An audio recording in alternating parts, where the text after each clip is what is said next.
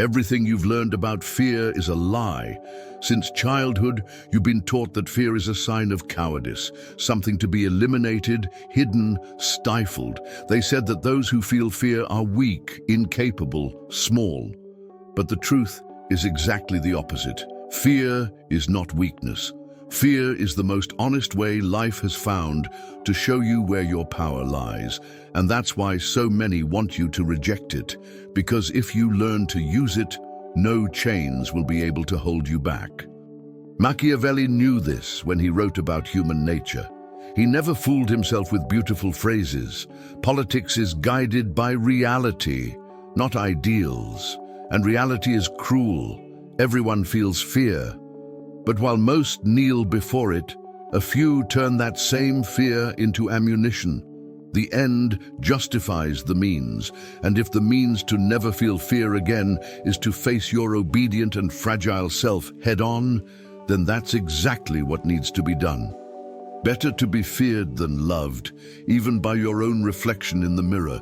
Do you see what this means? That every time you hesitated, every time you failed to act for fear of judgment, you weren't just being cautious, you were handing over your strength on a silver platter. You were telling the world, "Do with me what you will." And the world obeyed. The most convenient illusion ever created was that you need to get rid of fear. No. You need to learn to use it as a knife, as a shield, as fire.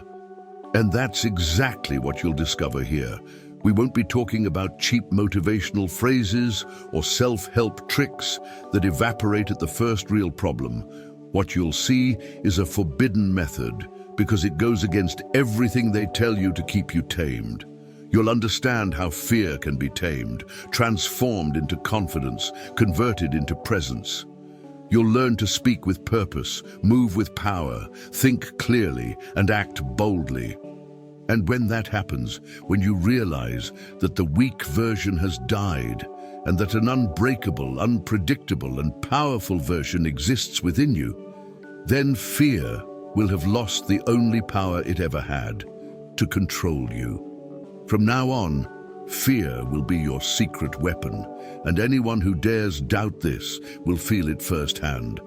There's a part of everyone that insists on pleasing, on saying yes when they want to say no, on backing down at the exact moment they should advance.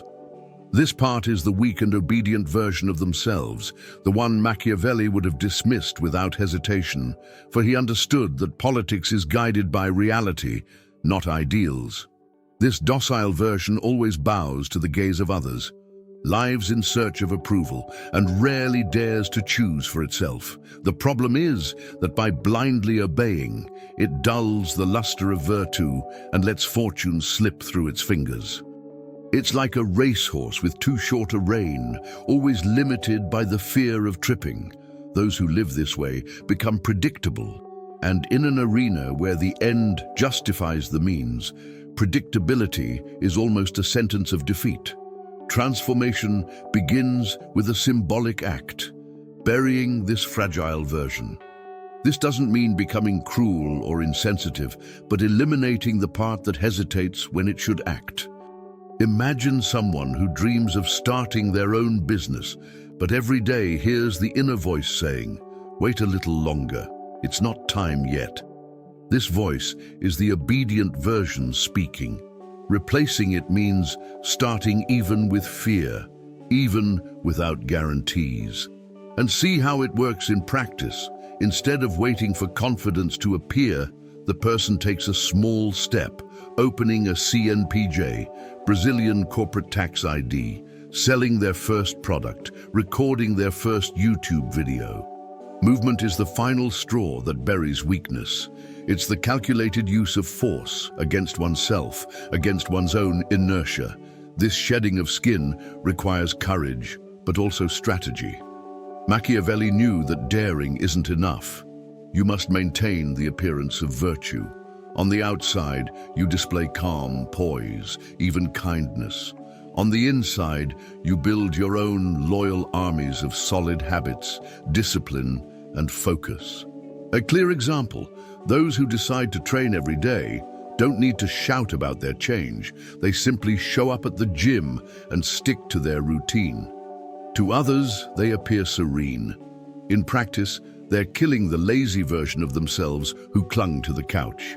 This constant adaptability transforms the ordinary person into someone unpredictable and powerful, capable of moving according to true human nature rather than the whims of social approval. But make no mistake, this new version isn't made of motivational phrases plastered on the wall. It's born of friction.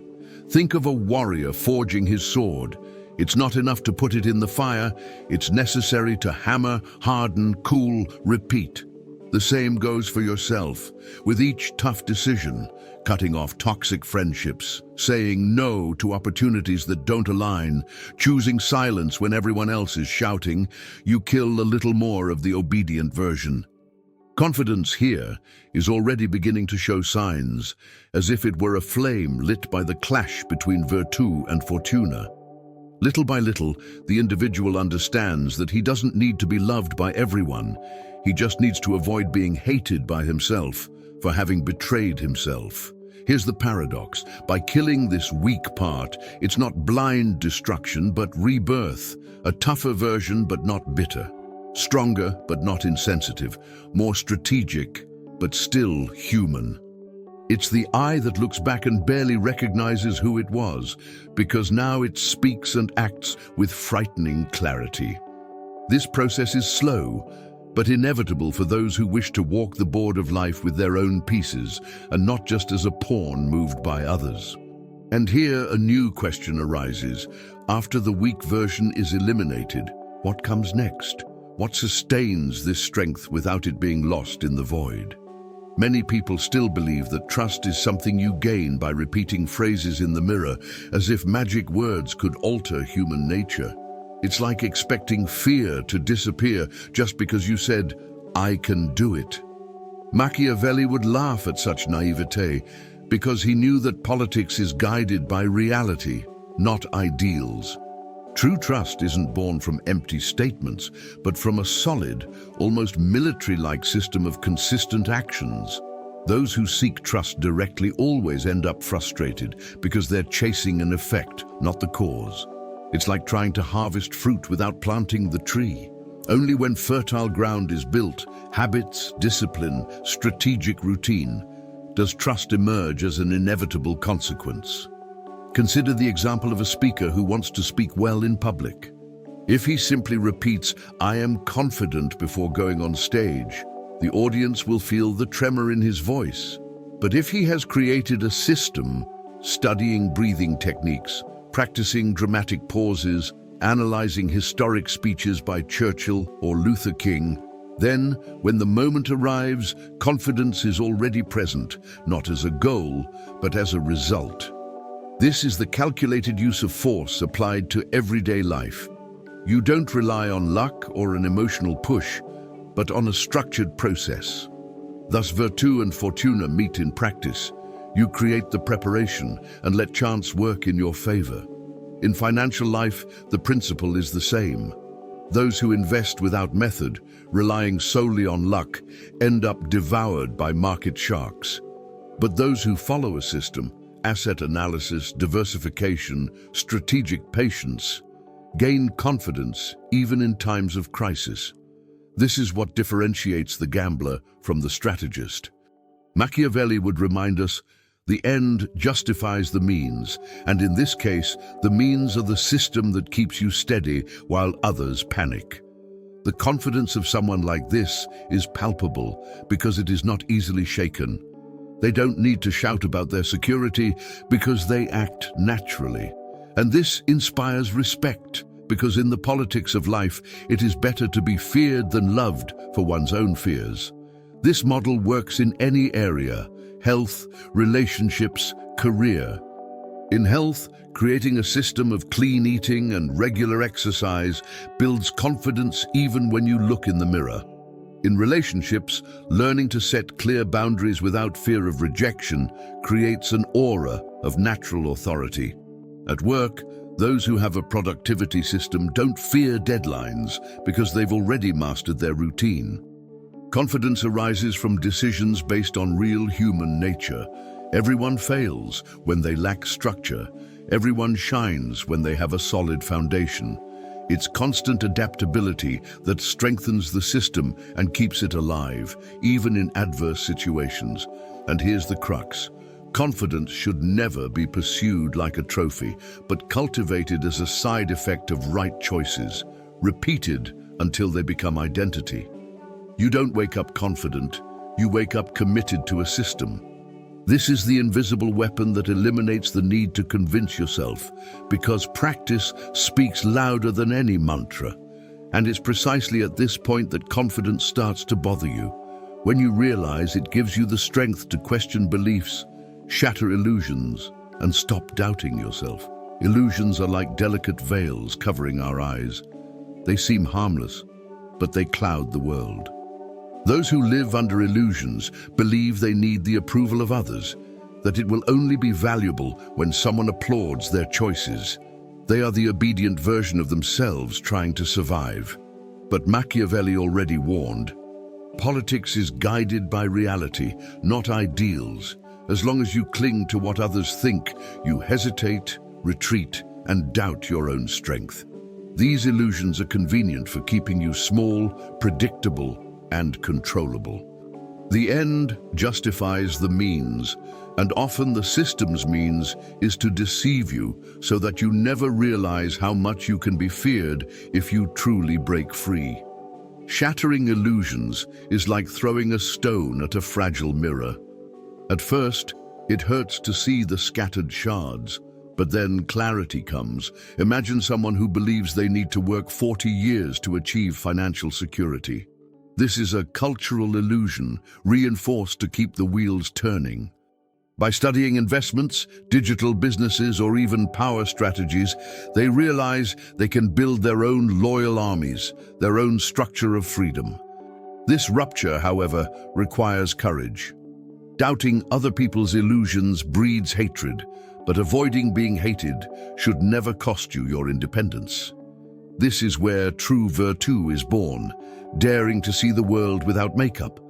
Constant doubt is another poison disguised as prudence. How many times does someone fail to act because they overthink what could go wrong?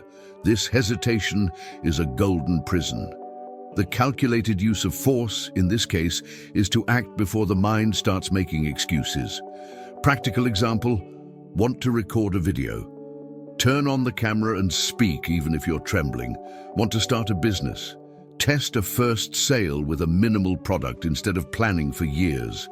Decisions based on real human nature don't wait for perfect conditions. Confidence emerges when you show your brain that mistakes don't kill, they only strengthen. Illusions also hide in beautiful phrases that seem like virtues. Always be humble, never displease anyone. Wait for the perfect opportunity. It sounds like wisdom, but it's often just a psychological shackle. Machiavelli would recommend the appearance of virtue, not literal submission to it. You may be polite in public, but internally you carry strategic clarity. It's like a king who smiles at a banquet, but keeps his sword sharp under the table. Constant adaptability. This is the key to not falling for illusions, but also to not becoming an easy target. After all, those who expose their rebellion too much without preparation end up burned by the very fire they lit. And when illusions fall, silence appears. It's strange, almost uncomfortable. Without illusions, you realize you're alone in facing your own choices. This is the terrain where doubt tries to creep in again. But now there's an antidote. Each step taken without hesitation is a reminder that you no longer need to ask permission. This is the birth of a new weapon, one that goes far beyond superficial feelings. Trust transformed into a sword, and at this point, the next inevitable question arises. If trust can be forged, isn't it much more than a simple internal state? Many people view trust as something delicate, almost spiritual, a feeling that needs to be nurtured with care. But this view is a trap. True trust is a weapon sharp and ready to cut through resistance. Machiavelli knew that power comes not from fragile emotions, but from the ability to use them as strategic tools. Politics is guided by reality, not ideals. And the reality is simple. Those who exude trust, intimidate, command respect, and influence decisions. The end justifies the means, and if trust can be shaped to serve as a sword, why treat it like a fragile flower? Life doesn't reward those who merely feel it, but those who use it as calculated force on the social battlefield. Imagine a high-value negotiation. One side hesitates, over-explains, and seeks approval. The other side speaks little, firmly, and confidently. Who wins? Always the one who transforms confidence into presence, because presence is perceived as power. It's better to be feared than loved in this kind of scenario. Respect opens doors that sympathy never could. This weapon doesn't need to be displayed with shouts, but carried in silence. A practical example, leaders like Steve Jobs or Elon Musk didn't need to demand credibility. The tone of voice, the clarity of speech, the unwavering gaze were enough. This confidence wasn't a feeling, but a weapon shaped by the calculated use of the power of their vision. And how do you forge this weapon? By creating your own loyal armies within yourself. This means habits that reinforce your identity, knowledge that expands your clarity, and discipline that supports your speech. A fighter doesn't enter the ring believing only in pretty phrases, but because he's trained until his body knows how to react on its own. Likewise, those who transform confidence into a weapon build an internal arsenal, reading mind-expanding books such as Machiavelli's The Prince, Sun Tzu's The Art of War, or Napoleon Hill's Think and Grow Rich, practicing assertive communication and mastering their own emotions. The result, confidence becomes tangible, almost palpable. This weapon is also a shield. When you wield it, the judgment of others loses its power. Those who try to manipulate you encounter invisible barriers. It's like walking down a dangerous street. A confident gaze wards off predators. Confidence becomes constant adaptability, allowing you to change strategy without losing your center. What's more, when you wield this weapon, you understand the secret to the appearance of virtue. You can smile, you can be kind, but everyone senses that behind that smile lies something indestructible. This balance is rare, and that's why confident people seem so magnetic. They don't need to prove anything. They simply exist with power. But here's the provocation. If confidence is a weapon, then it's up to each of us to decide how we'll use it. Will it be to protect, to lead, to conquer, to destroy what's holding us back? This is the choice that separates the naive from the strategist. And once you understand this principle, the next question is inevitable. How do we carry this weapon in every gesture, every word, every decision? The secret lies in something even deeper: speaking with purpose, moving with power, thinking clearly, and acting boldly. There comes a time when confidence can no longer be merely internal. It needs to overflow in every gesture, in every word. This is where we realize who dominates politics guided by reality, not ideals. Speaking with purpose means that each word carries weight, not is thrown to the wind. Machiavelli knew that even silence can be strategic, because when you remain silent firmly, you convey more than long speeches. Moving with power doesn't require brute force, but presence. Walking upright, taking up space, not shrinking from stares. Thinking clearly is the antidote to illusions, and acting boldly is the seal that transforms intention into destiny. Practical example: observe how historical leaders communicated. Churchill didn't use complex sentences, but rather precise ones. Luther King didn't just speak. He set hearts ablaze with the cadence of his voice. Jobs didn't sell products. He sold visions of the future. Each of them understood that confidence is a weapon, and therefore each word was loaded with ammunition. Better to be feared than loved, not because of brutality, but because clarity of purpose silences any audience. It's the calculated use of verbal force, a piece of applicable advice. Practice speaking less but more firmly. Instead of justifying, affirm. Instead of apologizing, show direction. Moving with power also applies to everyday details. Walk into a room and keep your gaze steady. Occupy the space naturally and sit unhurriedly. It seems simple, but this posture disarms criticism before it even arises. The appearance of virtue here is displayed through calm, not submission. Confident people move slowly without rushing to please. This constant adaptability reveals something. It's not about imitating gestures, but about integrating confidence as an identity. A practical example: watch elite athletes take the field. They don't need to shout that they're good. The way they walk already announces what they can do. Thinking clearly is another pillar. A confused mind creates confused words, and confused words destroy credibility. Those who desire clarity must nourish their minds with solid content. Philosophy to understand life, like Machiavelli and the Stoics. Psychology to grasp true human nature, like Jung or Freud. Finance to master practical reality, like Buffett or Howard Marks. By investing in strategic knowledge, you create your own loyal armies within your mind. This generates silent power, because ideas organize themselves naturally. And when the moment to speak arrives, you don't need to strain. Clarity is already within you. Finally, act boldly. This is the moment when thought becomes reality. How many people have good ideas but never put them into practice? Boldness is crossing that threshold. It's launching the project even when you're afraid. It's cutting the ties that bind you. It's taking on the responsibility that others avoid. Machiavelli would say that the end justifies the means, and here the means is action. Each bold act strengthens confidence, each firm step expands your authority, and it's at this point that the transformation takes hold. You haven't just killed the weak version, you've built a system and shattered illusions.